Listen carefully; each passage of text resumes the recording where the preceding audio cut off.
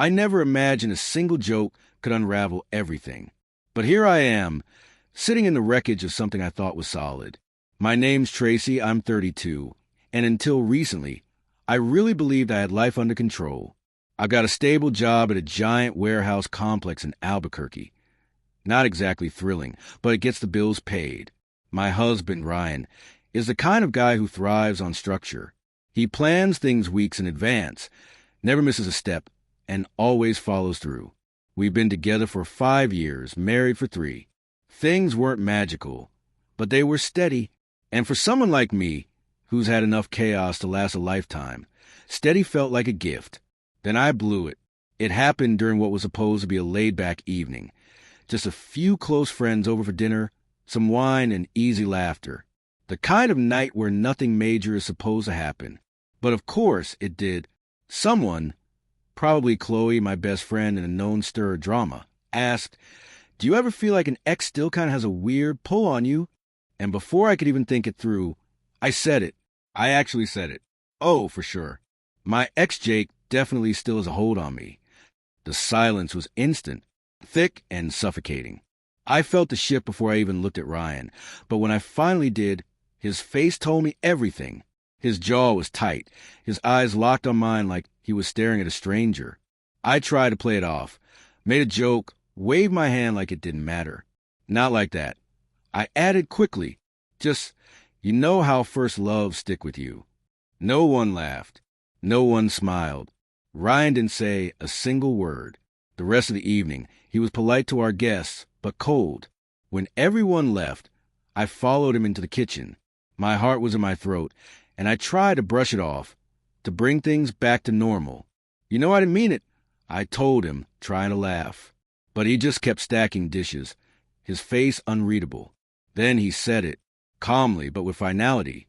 "So your ex still has a hold on you." I tried to explain, stumbling over my words. I blamed the wine, Chloe's question, the mood of the night. I told him Jake meant nothing, that I hadn't even thought about him in years. But Ryan didn't budge. "Am I your husband?" he asked. "Or am I just your safe option?" That hit harder than anything else.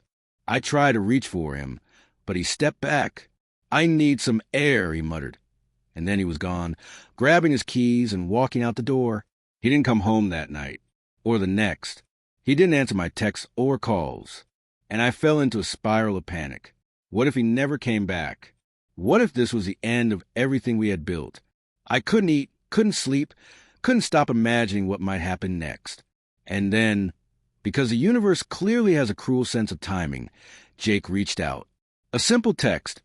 "Hey, long time no see. You good?" I stared at the screen, sick to my stomach. It felt like my mistake had somehow opened a door I never want to see again. Jake had always been about chaos and confusion, the kind of guy who made love feel like a war zone. I had fought hard to walk away from that, to choose Ryan, to choose peace. And so I made a decision. I deleted the message, blocked the number. Then I got in my car and went to find my husband. He was staying at his brother's place. When he opened the door, I didn't beg or make excuses.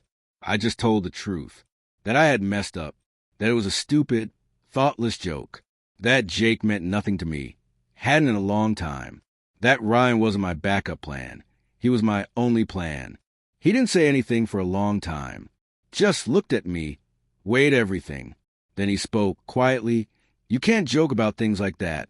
I won't be someone's second choice." "I know," I whispered. He studied me for a moment longer, and then, finally, he stepped aside and let me in. It didn't fix everything.